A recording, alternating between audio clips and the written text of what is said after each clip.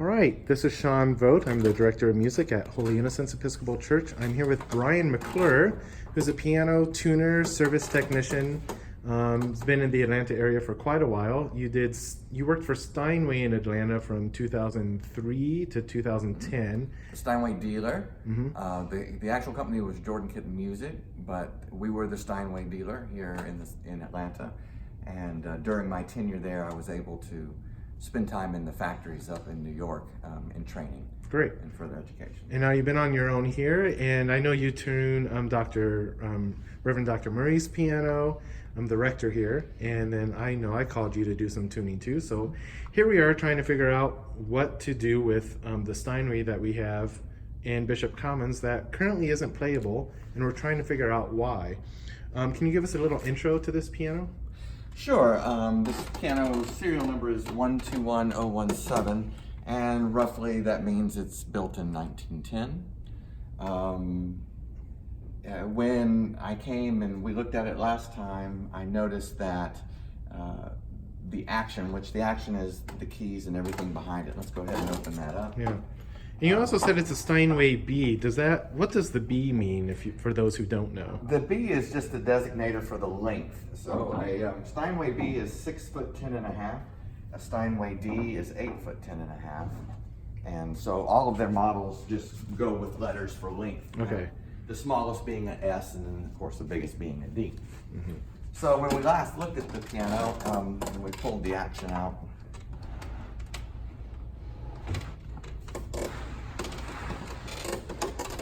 the first thing I noticed was we have original parts on this instrument. So they're 100 plus years old at the moment. And it's a wooden machine. And you know, all machines wear out, and wooden machines especially can wear out. But you can see the wear that has been going on through the years on the leather products. Well, you can see the leather, how the back checks have been catching in the leather, and they just dig down into the leather. Okay. But if you'll notice how slowly those hammers are moving down, they are supposed to go right down. Yeah. So let's see if any of them know they're. So this is moving a little bit more. This is still slow, but that's more closer to what you would want to see anyway. But you can see the hesitation as you go through. So, you know, friction is a piano's worst enemy. Parts need to be able to move back to their set position very quickly, and you can't do that. And the reason that we're having this friction problem on this piano is something that's called verdigris. From the Latin for green, right? Just like verdant pastures. Sure. And I don't know if you can zoom in, but right here you'll see a green circle. Can you see that? Yeah, I can. Yep. Okay. And that should be a red circle because the bushing cloth is red. Where's the bushing cloth? What's green now? Oh. Used to be red. Okay. So the center pin, and there's a pin that connects this flange to this whip, so that you get this circular motion, right? Ah, okay. There's a pin that goes through and holds it in place. That pin is bushed on either side by red bushing cloth. And is there any red anywhere to show you? No, it's either gray or green. Okay. So when you see that green, you know that you have verdigris, and it is a chemical reaction between the center pin and the bushing cloth, and it builds up through the years. It was a reaction between the coating on the pins. Took years for it to happen, and you know, humidity helps to accelerate these types of things. But again, we're talking about 100-year-old action, so it really owes us nothing. Right. It's been a rebuild for a very, very long time. But now here we are. We have verdigris in our action, and it's everywhere in our action. So everywhere that you have a pivot or a circle, which, you know, this describes a circle, and it's a pinned flange and shank, pinned. You've got a circle described here by this pinning, and you can see the movement of the circle. And then you've got this circle being described here by this flange and pinning. So all of these flanges are being constricted by verdigris. Okay. So the immediate fix to the action, to the motor of the piano, is to get rid of all of the parts that are 100-year-old parts. So Right. Which is basically all of them. all of the Right. the hammers, shanks, flanges, and whippings and their flanges, and then these back checks,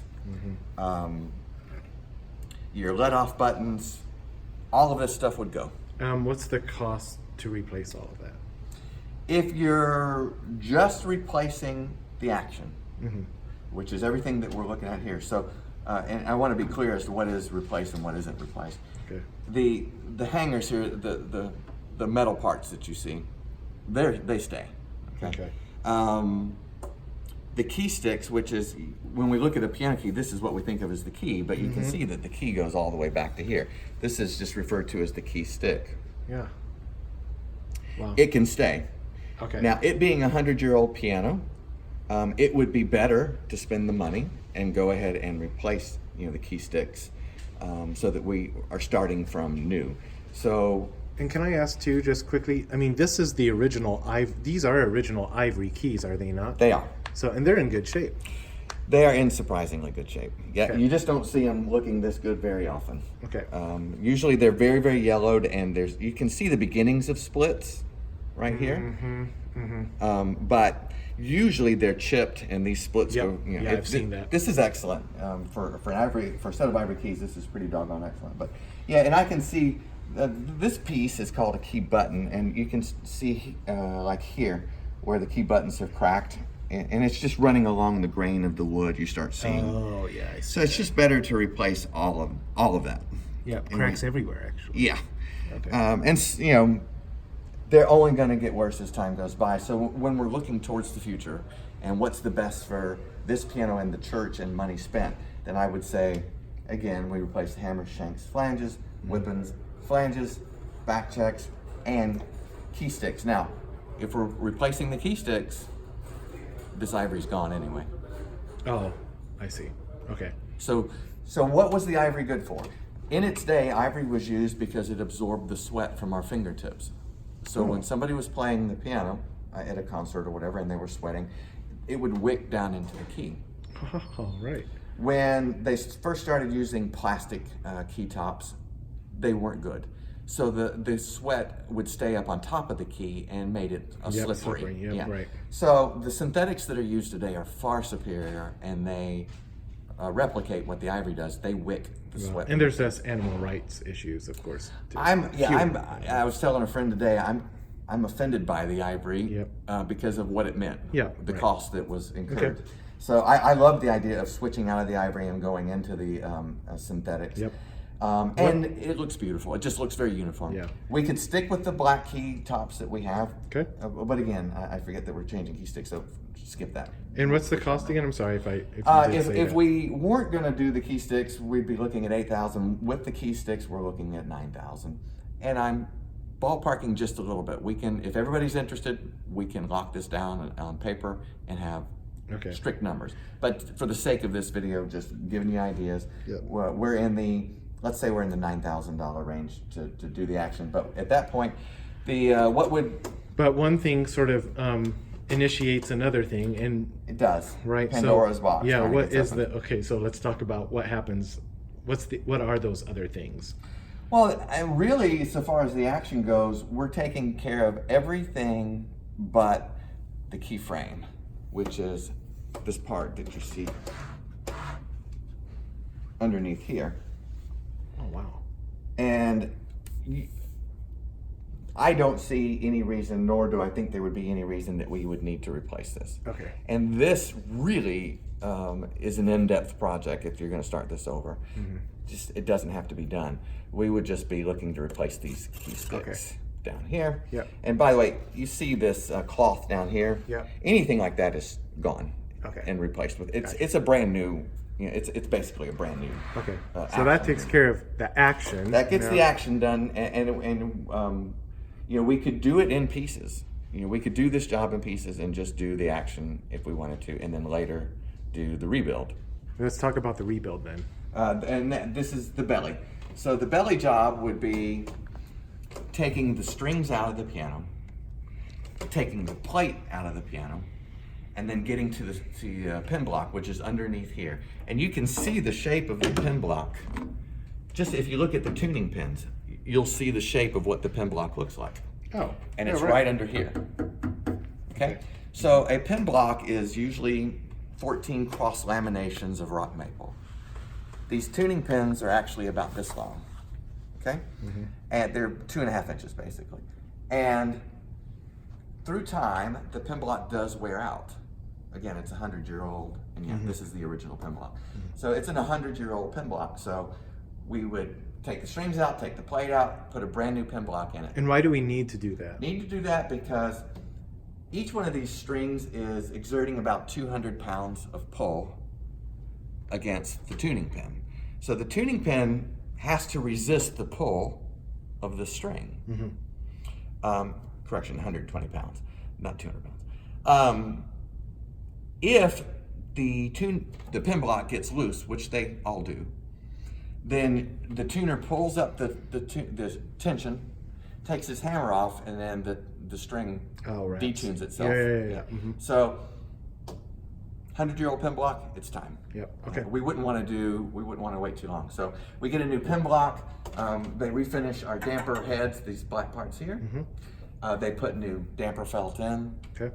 The new pin block, of course. They sand the plate down, start all over, and it's beautiful when it's done. It looks like it's in a showroom. New soundboard, which you can see the soundboard under the strings. Yep, right. Yeah, that's key. Yeah. Yeah. Okay. And so now with that 9,000 cost, adding this, what are we looking at? Yeah, by the time we get done, we're looking at about $35,000. Okay. Now, and correct me if I'm wrong, but now when it comes to churches and tax exempt status, that does not apply to parts. the parts would not be exempted. So the money spent on all the hardware that you see here and here that we were talking about, and the new keysticks, would be taxed at the rate. Okay. I guess it's in the county that it's. And what about freight and all of that too? Is that included in the cost? It's in the price. Okay. So, the $9,000 is not what the tax would be against, because there's a lot of labor in that $9,000. But the reality is, I mean, you do that, you've got to get the sound. We're just talking about action. We also need the sound to be right too. So you really do need to do both. Yeah, the best thing you can do is get it done. Finish the whole thing at one time, and there are advantages to that. In that, each piano, especially a Steinway, is its own creature. It kind of lives in its own microcosm. So what you do here affects here, and what you do here affects here. Now, so if we do it all at one time, we lock that in. And we don't have to do the cabinetry, but as you were showing me and we were walking around, I mean, there are some obvious, if we wanted it to look good, and there are some nice artistic elements to it. Beautiful. But if they were to redo the cabinetry too, then what additional cost would that be? Now, if we were to completely refinish the cabinet, we'd be looking at another $7,000 on top. So you're also now we're looking at 42. But And some cleanup work can be done. If you just wanted to address and cosmetically work on some of these issues, we could do that. And that price, we don't know for a fact what it'll be. We just know it wouldn't be $7,000. Okay. It'd be much less than that. Right. So if you want it to look showroom brand new, we can do that. But if you just are more interested in the piano as a musical instrument, then we can start bringing that number back down a little bit. It's a matter of, are we really concerned about the furniture aspect? Yeah. If so, we've got a number for that. Are we not as concerned about the furniture aspect? We don't know the total number for that, but it'll be much less. Or are we not worried about it at all, and we're just going to do the inside, and then we know those numbers? of course, the action and the sound is, I mean, that's the meat and potatoes of the whole operation. It's a piano. So what is our return of investment? If we wanted to buy a new Steinway, they start at 120, right? This piano would be in the range of $120,000. So so you go all the way and you do everything that can be done, and you spend $42,000. You have $120,000 basically. Well, it's wrong to really say it that way because it's not brand new, so you can't really say it. But you know, in the industry, usually whatever the going rate of the instrument is, 55% of that going rate will be what this is worth. Oh, right. So I mean, that gives us a thumbnail. Yeah, even if we went all in at 42, let's just say 45 even for simple math. And again, these numbers are a little bit loose at the moment. Right. Yeah. I mean, 55%, or let's just say 50. I mean, they're It's looking more at than 60. 60,000. Right. So I mean, we're still ahead. You're ahead of the game. And then for the next 50 years, you've got a Steinway piano. The verdigris you were talking about is, I mean, inevitable. It's going to happen. Now, it can happen. Okay. It doesn't happen to all of them, but it can happen. And you know, it's probably a mixture of humidity, dryness. Yep. Okay, that's helpful. Yeah. Right now, all right, say we do this. What we're doing right now is reactive to either lack of maintenance or whatever. How do we be proactive to ensure it doesn't happen again? And from a budget standpoint, what do I need to be investing in to make sure I do the proper maintenance? Just like my car. Sure. Like, I know I need to get oil changes. I know I need to get tires here and there. What do we need to do to maintain? The preventative maintenance things we could do for the action itself is what's called regulation work. So whenever you press a key and play a note, there's about 17 things that are happening, kind of like the German mousetrap cartoons, if you ever saw those, where you know, one thing tips another thing, tips another thing. Yeah, right. And a piano action is very, very much the same. And all the parts need to do what they do exactly when they're supposed to do it. So we regulate pianos. We put things back where they belong, and that is a boon to the artist that's playing it. We want, as a good technician, my goal is to help the artist forget he's playing the piano. You know. And do you do that as part of the tuning process then? No, the tunings, you know, depending on the humidity changes in the room that the piano sits in, tunings can be anything from twice a year to 6 times a year. And I have customers in those ranges.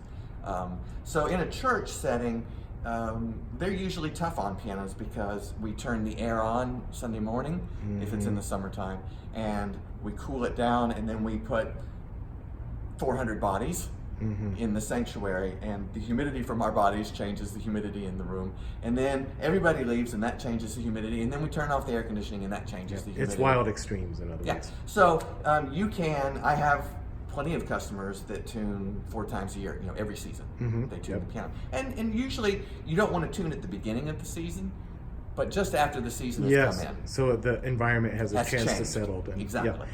So tunings usually run about 125, 150 a track. Yeah. And what about regulation? How often and cost? Regulation, now, after we've done the rebuild, we're going to want to do 2 things. One, we're going to tune several times that first year. Okay.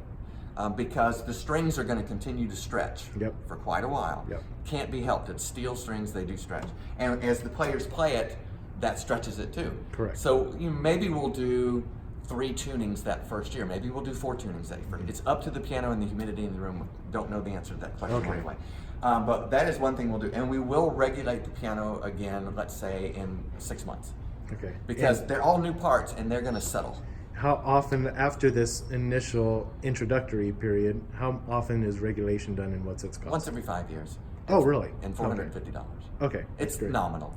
Okay. And of course that price will go up through the years, but right now it's once every 5 years, $450 for me to do the regulation. Now, I wanted to address how do we stop verdigris from happening? You know, if it's going to happen, it's going to happen. I don't know that we can necessarily stop that, but part of regulation is looking and noticing what's going on with the action and lubricating the action. And I do lubricate these bushings with a lubricant that is made for pianos. Okay. So that is the preventative maintenance on the action itself. Tuning obviously is strong preventative maintenance for stability of the overall tuning of the piano. And then from there, I'm not a fan of the humidity control systems that you see. Yeah, I don't like them either. Yeah, I've never seen them do what they're touted to do. And they get mold and junk and Yes, they mildewy do. on the inside. They're awful. Yes, they do. And in an institutional setting, what I find is nobody waters them. They overwater them. Or they unplug them all the time. Right. Yeah, so they're pointless. So how do you? The best thing you can do for the piano is keep some range of humidity in the room the piano's going to be in. In a sanctuary, maybe you can't control that. Well, just we have the readily. organ in there too, and so it exactly. matters for that. Yeah. All right, so you've kind of answered this in various stages along the way, but if I had to say, Brian, can you give me a 1-minute elevator speech? Why is this a good idea? If the church's goal is to have a nice instrument for worship in the sanctuary, this is what can be a nice instrument. It's not at the moment, but it very much can be in a 6 to 10 month time range of whenever we pull the trigger and do the job. 6 to 10 months later, we will have a beautiful instrument that creates a beautiful sound that can be used in your worship service. If you wanted to buy this brand new, you're going to be looking at $120,000 to do it. Mm-hmm. You already have the shell here. You don't have to spend $120,000. Another thing that I like about this particular instrument is these legs and the attention to detail that was paid to this piano. I mean, this is from the early 1900s. Mm-hmm. Today's legs are just your normal spade legs. Yeah, right. And they're beautiful. I love the shape of a piano just like it is. But this is more ornate than you're going to get from today's new pianos. And if you do want this, you're going to spend even more for it. So you've got a very, very nice shell. Very much worth rebuilding. If there's only 2 or 3 brands that are worth rebuilding, and this is the #1 brand to rebuild. It's a Steinway. Cool. Great. Thanks so much, Brian. You're welcome.